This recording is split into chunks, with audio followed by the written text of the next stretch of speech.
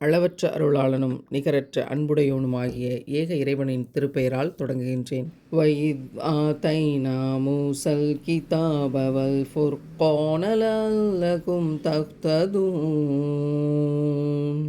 இன்னும் நீங்கள் நேர்வழி பெறும் பொருட்டு நாம் மூசாவுக்கு வேதத்தையும் நன்மை தீமைகளை பிரித்தறிவிக்கக்கூடிய ஃபுர்கானையும் அளித்தோம் என்பதையும் நினைவு கூறுங்கள். இறைவன் இந்த இடத்துல ஒரு அழகிய வரலாற்றை சொல்லி முடித்திருக்கிறான்.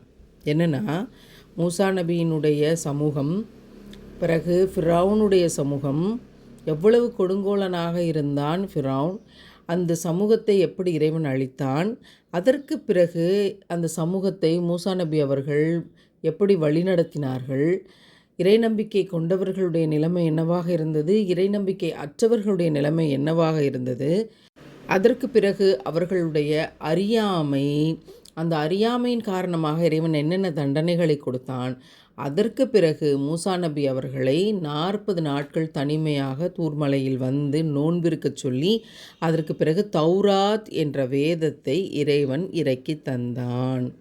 அந்த தௌராத் என்கிற இந்த வேதம் இறக்குகிற இந்த காலம் வரைக்குமான வரலாறு ஒரு பெரிய வரலாறாக மூசா நபியின் வாழ்க்கையிலிருந்து நமக்கு ஏகப்பட்ட படிப்பினைகளோடு எடுத்து வைத்திருக்கிறான். அந்த தௌராத் என்கிற வேதம் எதற்காக வருகிறது, எதை தாங்கி வருகிறது, எதை சொல்லித் தருவதற்காக வருகிறது என்றால் பகுத்தறிவை சொல்லித் தருவதற்காக வருகிறது. என்ன பகுத்தறிவு? எது நல்லது, எது கெட்டது, எது தீமை, எது நன்மை என்கின்ற பாதையை பகுத்தறிவதற்காக, அறிவிப்பதற்காக வருகிறது. அப்போது தௌராத் என்கிற வேதத்தை மூசா நபியினுடைய காலத்தில் அல்லாஹ் இறக்கி தர்றான். அப்படி இறக்கி தரும்போது தெளிவாக மக்களிடத்தில் வாக்குறுதியை வாங்குறான். அந்த மக்கள் அதை பிறகு கடைபிடித்தார்களா அப்படிங்கிறதான் யார் பாக்கியசாலி, யார் நஷ்டவாளி அப்படிங்கிறதுக்கான விஷயம். தௌராத் என்கிற வேதத்தை பகுத்தறிவிப்பதற்காக நாம் இறக்கி தந்தோம் என்று நினைவு கூறுங்கள் என்று இறைவன் நமக்கு கற்றுத்தருகிறான். மனிதனுக்கு இருக்கிற ஆகப்பெரிய சவால் என்ன தெரியுமா?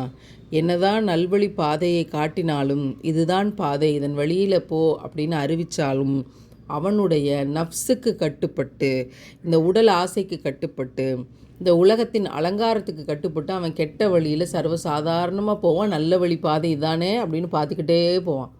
இதுதான் இருக்கிறதுலே பெரிய நஷ்டம். அப்படிப்பட்ட மனிதர்களாக இருந்துடாமல் எல்லாம் நம்மளை பாதுகாக்கணும்.